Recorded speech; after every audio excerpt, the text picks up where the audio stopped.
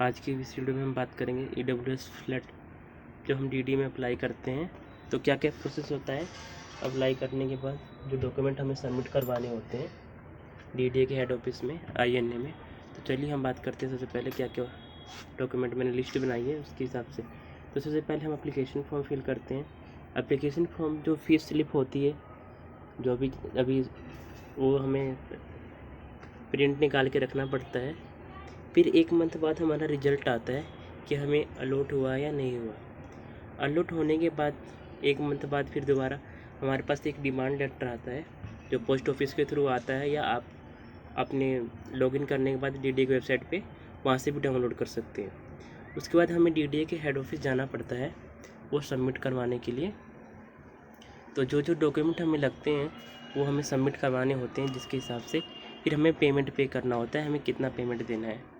अगर हमारे पास डायरेक्ट जैसे हमारे पास पूरी इनकम है, हमें बैंक से लोन नहीं लेना, डायरेक्ट पेमेंट दे के हमें वो करवाना है, तो आप डायरेक्ट पेमेंट करके DDA में अपना पोजीशन लेटर ले सकते हैं। और दूसरा ऑप्शन है आपके पास बैंक लोन जब लेते हैं तो क्या क्या प्रोसेस होता है, तो उसके बारे में भी हम जान लेते हैं।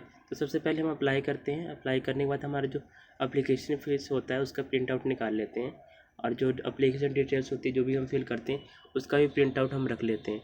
1 मंथ बाद हमारा रिजल्ट आता है। रिजल्ट के बाद हमारा डिमांड लेटर आता है। डिमांड लेटर के बाद हम बैंक से लोन लेते हैं। तो बैंक के पास जाते हैं, बैंक हमें लोन देता है तो उसे सैंक्शन लेटर बोलते हैं। जब लोन पास हो जाता है तो उसे सैंक्शन लेटर बोलते हैं। तो सैंक्शन लेटर पे हमारा साइन होने के बाद हमें DDA के हेड ऑफिस जाके वहाँ पे जमा करवाना होता है। तो जब लोन पास होता है तो जो बैंक अमाउंट जो देता है वो अमाउंट प्लस में जो हमारा बैंक तो हमें पूरा अमाउंट नहीं देता है, 10% कम से कम देता है या 20% कम देता है। तो हमें कुछ डाउन पेमेंट भी करना होता है, तो उसके हिसाब से दोनों मर्ज करके हम DDA की टोटल पेमेंट करेंगे। फिर वहाँ पे जो हम जाते हैं DDA के हेड ऑफिस में, तो हमें क्या क्या डॉक्यूमेंट लेके जाना पड़ता है सबमिशन करवाने के लिए। तो ये सीरियल नंबर है, ये कोड है, ये कॉपी है, इन सब से हमें कोई मतलब नहीं है। हमें जैसे कि एफिडेविट बनवाना है बाहर से, अंडरटेकिंग बनवाना है, फ़ोटोग्राफ और स्पेसिमेन साइन। ये जब हम जाएंगे DDA के INA ऑफिस के बाहर, तो वहाँ पे बहुत सारे आपको वकील मिल जाएंगे या बहुत सारे कैफ़े वाले मिल जाएंगे जो आसानी से ये डॉक्यूमेंट बना देते हैं। आपको बस बोल देना है EWS फ्लैट के लिए हमारे डॉक्यूमेंट सबमिशन करवाने के लिए सारे डॉक्यूमेंट बना दीजिए।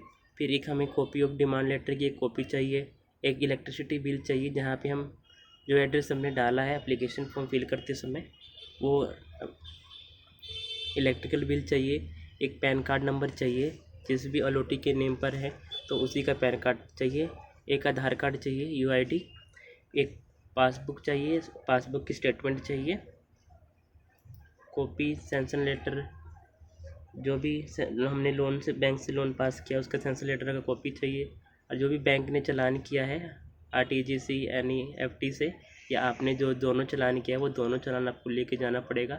और सबसे बड़ी बात है इनकम सर्टिफिकेट हमारा होना चाहिए। तो ये सब हमारे पास डॉक्यूमेंट होने चाहिए। इसके बाद जो नेक्स्ट प्रोसेस होता है, जब हम डॉक्यूमेंट सबमिट करवा देते हैं ये सारे, तो 6 महीने बाद हमारा प्रोसेसिंग होता है। कम से कम 6 महीने लग जाते हैं। 6 महीने के बाद ये 4 महीने जो भी लगते हैं, उसके बाद हमें प्रोसेशन लेटर हमें खुद लेने जाना पड़ता है। नहीं तो अगर आप DDA की तरफ से वेट करोगे तो साल, 1.5 साल, 2 साल बाद आपके पास आएगा, तो आप जाके ले आएँ।